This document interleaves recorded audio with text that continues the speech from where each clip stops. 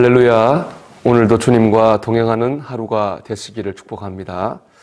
요한복음 8장에 보면은 주님께서 가늠하다 현장에 잡힌 여자에게 이렇게 말하죠. 가서 다시는 죄를 범하지 말라. 이렇게 말씀하십니다. 이처럼 용서받고 구원받은 우리는 죄를 짓지 않게 노력해야 됩니다.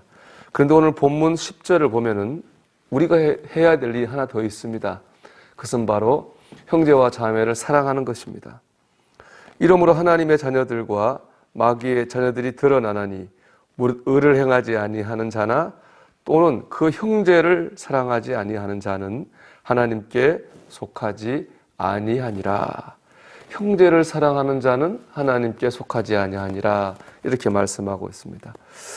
우리는 형제 자매를 사랑해야 됩니다. 내가 죄를 범하지 않는 것으로 만족해서는 안 됩니다.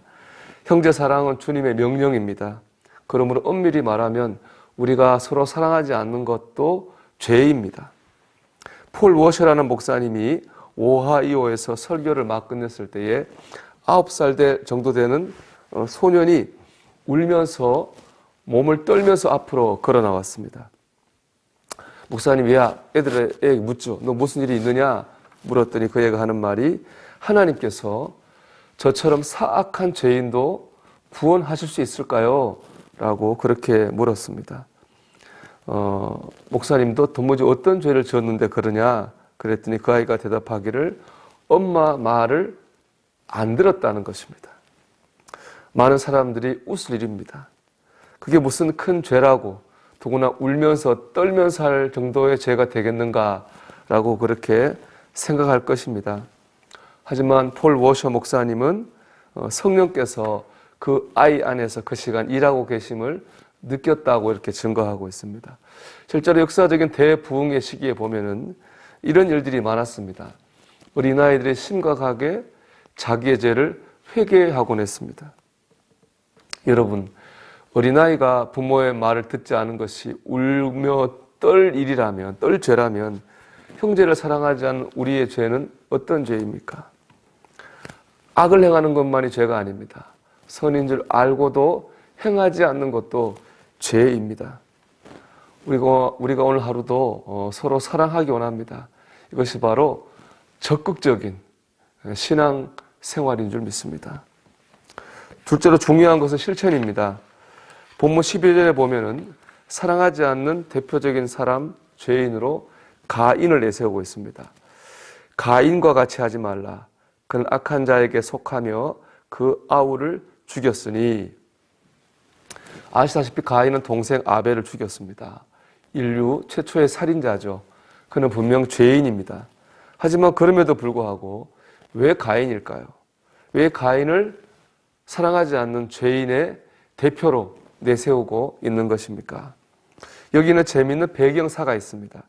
성서학자들에 의하면 요한 1서, 2서, 3서는 당시 한 기독교 분파였던 에비온파의 영향을 받고 있다고 합니다. 에비온파는 금욕과 고행을 강조하면서 도시에서 떨어져서 사막과 광야에 모여서 공동생활했습니다. 또한 그들은 수행이 방편으로 육식을 하지 않고 채식만을 했습니다. 창세기 4장을 보면 동생은 양을 치는 사람이었고 동생 아벨은 양을 치는 사람이었고 형 가인은 채소를 기르는 그런 사람이었습니다. 에비온파가 보기에 가인은 채식을 하며 산 사람입니다. 그들의 수행의 율법을 정확하게 지키며 산 것이죠. 하지만 이렇게 외적으로는 경건의 규칙을 지키며 살았지만 동생을 미워하여 죽였습니다. 겉으로는 하나님 말씀을 잘 지키는 완벽한 사람인 것 같았지만 그는 형제를 사랑하지 않았기에 죄인이요 구원받을 수 없는 사람입니다. 그래서 가인이 악인의 대표가 된 것입니다. 겉으로 아무리 하나님을 잘 믿는다 해도 형제를 사랑하지 않고 미워하면 그 믿음은 참 믿음이 아닙니다. 우리가 형제를 사랑할 때 우리는 진정한 하나님의 사람이 되는 것입니다. 문화인류학자인 마가렛 미드 박사에게 누군가 질문했습니다. 인류 문명이 시작되었음을 알 수 있는 증거가 무엇입니까? 사람들은 그녀가 어떤 유물이나 어떤 발명품에 대해 말할 줄 알았습니다. 그 유물, 그 발명품 보면 그때부터 인류 문명이 시작되었을 것입니다. 라는 대답을 기대한 것이죠. 하지만 그녀의 대답은 치유된 사람의 다리뼈였습니다. 즉, 아팠다가 치유된, 부러졌다가 치유된 사람의 다리뼈를 보면 그때부터 인류 문명이 시작된 것을 알 수 있다는 것이죠. 그녀가 이렇게 답변한 이유는 다음과 같습니다. 고대 야생에서 뼈가 부러지는 부상은 죽음을 의미한다고 합니다. 왜냐, 움직일 수 없는 인간은 맹수의 먹이가 될 수밖에 없기 때문입니다. 그런데 부러졌다가 치유된 다리뼈는 회복될 때까지 누군가 함께 있으면서 돌봐주었다는 것을 의미합니다. 즉, 어려움에 처한 사람을 돌봐주는 것이야말로 동물과는 다른 인간만의 문명이 시작되었다는 증거라는 것입니다. 즉, 언제부터 사람이 사람다워지는 것입니까? 그것은 바로 사랑입니다. 사랑할 때 사람이 사람다워집니다. 하나님의 사람도 마찬가지입니다.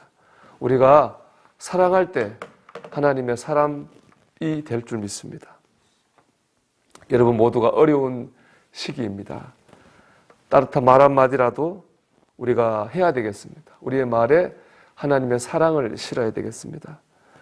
이를 통해서 여러분 오늘 하루 우리가 하나님의 사랑을 전하는 적극적인 신앙생활을 하는 저와 여러분이 되시기를 주의 이름으로 축원합니다. 기도하겠습니다. 오늘도 하나님의 사랑을 전하는 사람이 되게 하옵소서. 우리 기도드리겠습니다.